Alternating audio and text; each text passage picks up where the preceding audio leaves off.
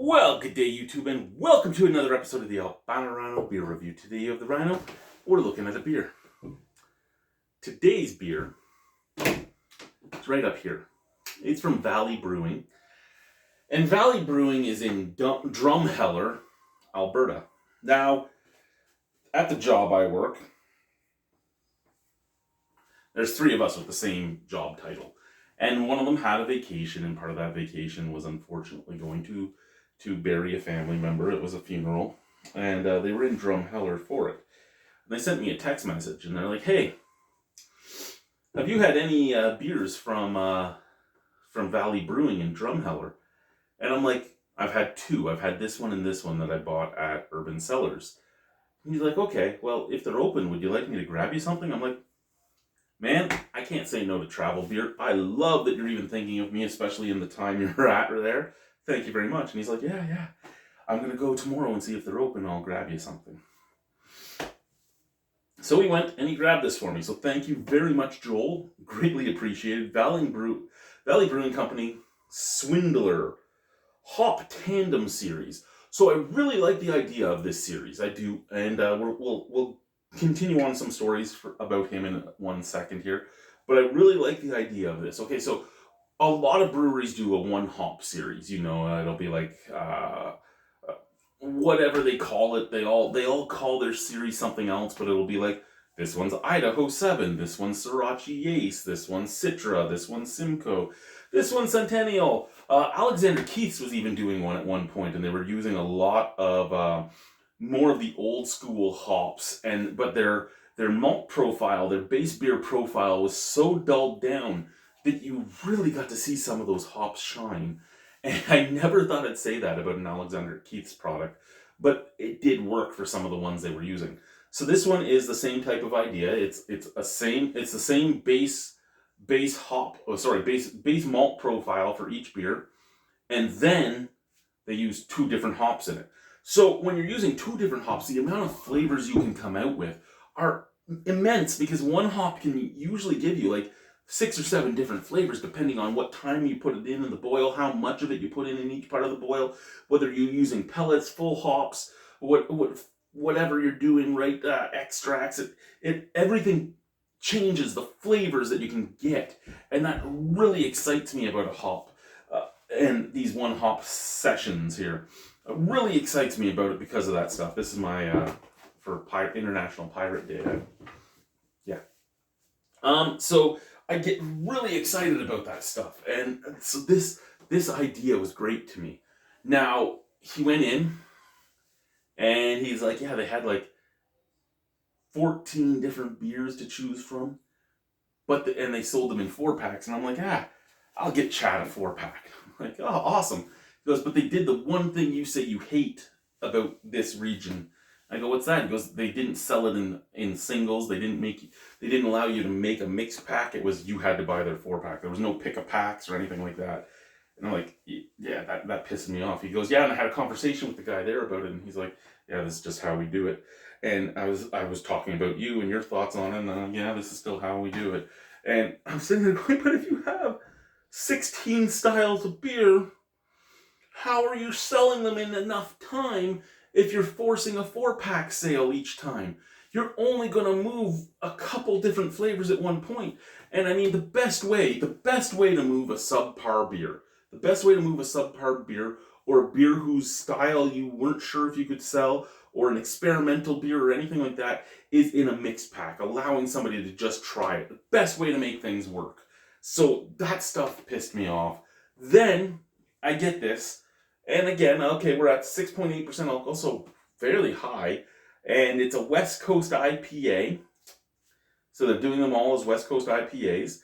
The hops they chose were Amarillo and Simcoe.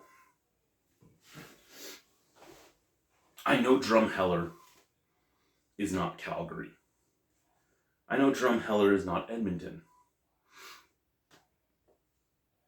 It's not Lloydminster. It's not Lethbridge. It's not Medicine Hat.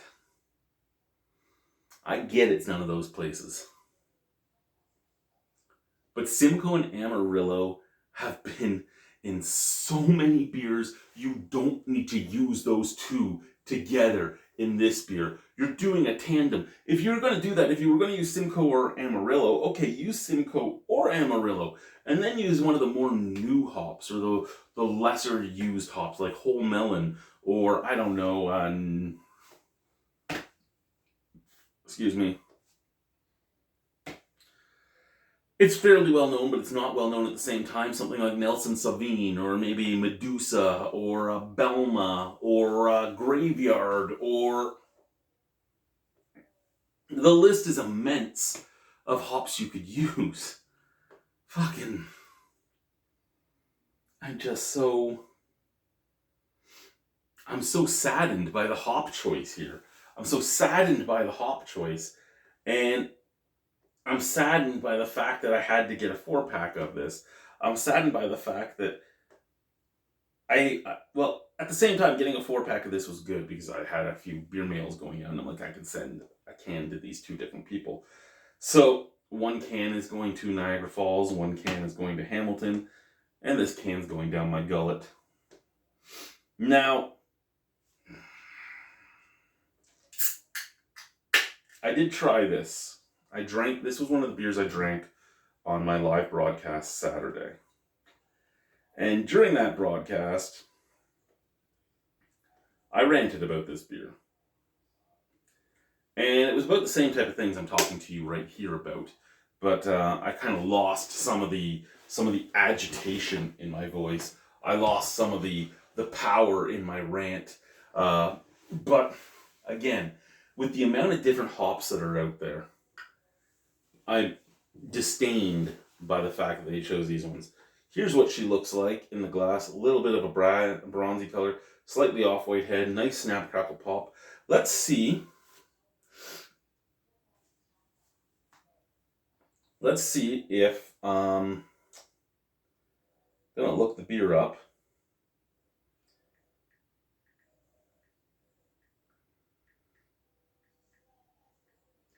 Valley Swindler. Okay, so this is volume 1. And volume 1 was Simcoe and Amarillo. So they've been sitting on this for a while. They have 3 volumes out. Volume 2 was Nelson and Raku, so that would have been a more interesting one. And still you're using slightly lesser known hops. Then this one. This one would have fucking sucked. Chinook and Centennial.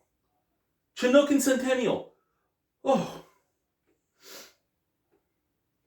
So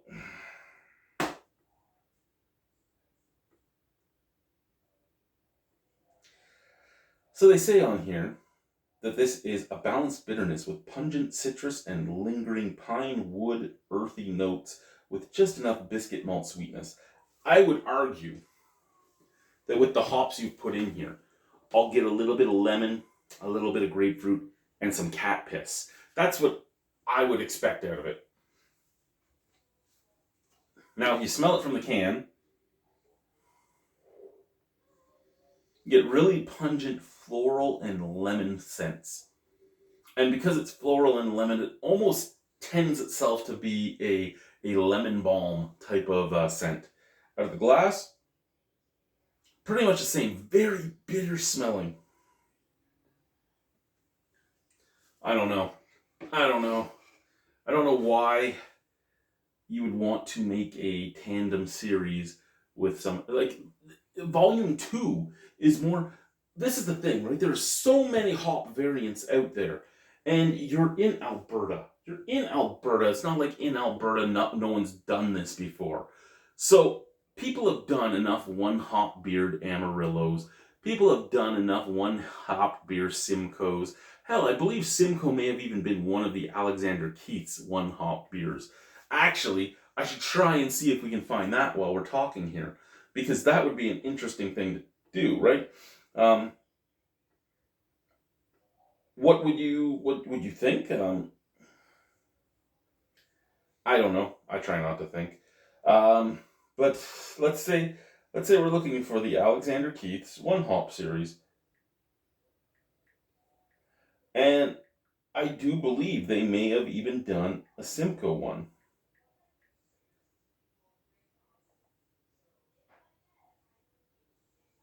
Alexander Keith's Brewery. We have 82 beers. IPA, Amber, Export.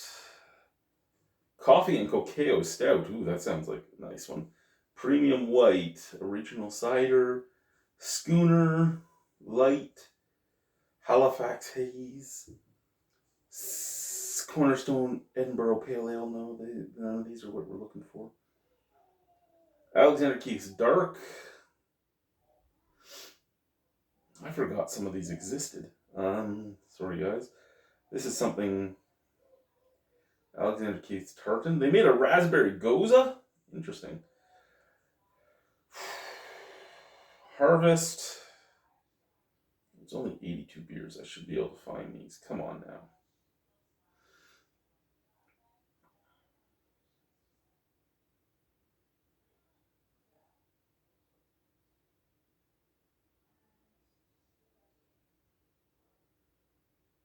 No, I don't.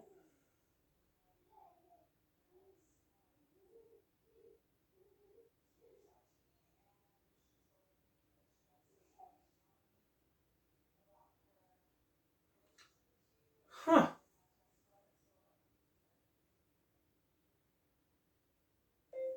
Alexander Keith's one hop beers.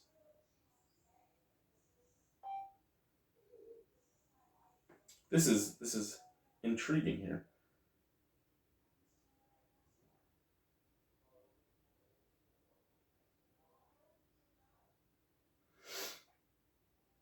Okay, here we go. Ben's Beer Blog talks about them.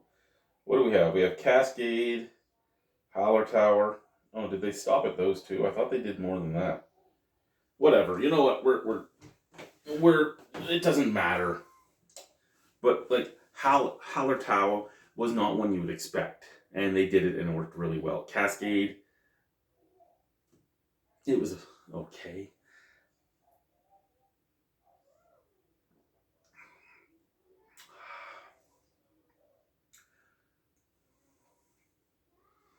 Pungent citrus, sure. Balanced bitterness, I wouldn't say so. Woody, earthy, piney, yeah.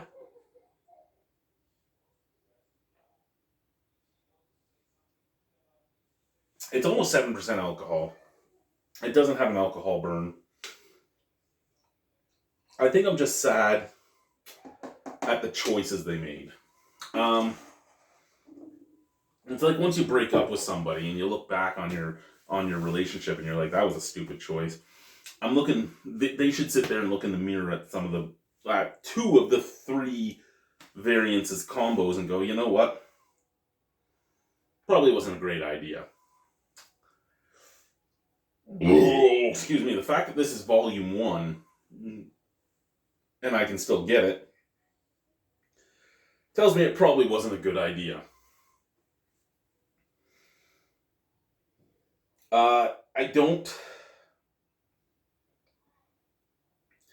I don't think that it was a well thought through beer. I wish there was a brewing date on this because there isn't.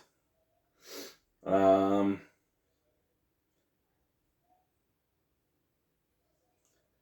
to find out how old this is.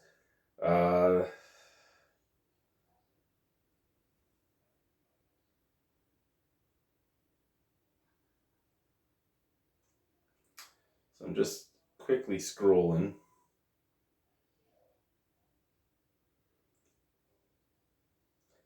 Well, the can is the exact same in July of 2023. So I don't know if this was from the original batch. Usually when you do these as a volume, it's the original batch. But yeah, we're now back to 2022 and we're still the exact same can. I don't think it's something that you would remake. It doesn't feel like a beer you would remake. especially when you have your volume 2 and volume 3 available.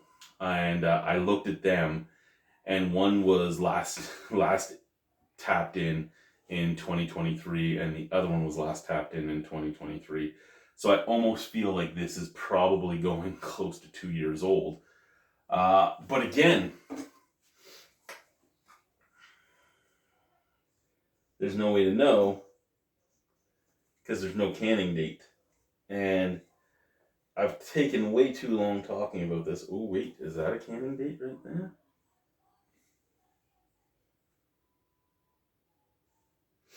No. I thought maybe I found a lot number or something and I can figure it out, but no, there's no marking on here. So I'm sad. I'm sad by this. I'm really sad. Out of 10, it's not a bad beer. I'll give it a 6.75 out of 10. I'm just disappointed.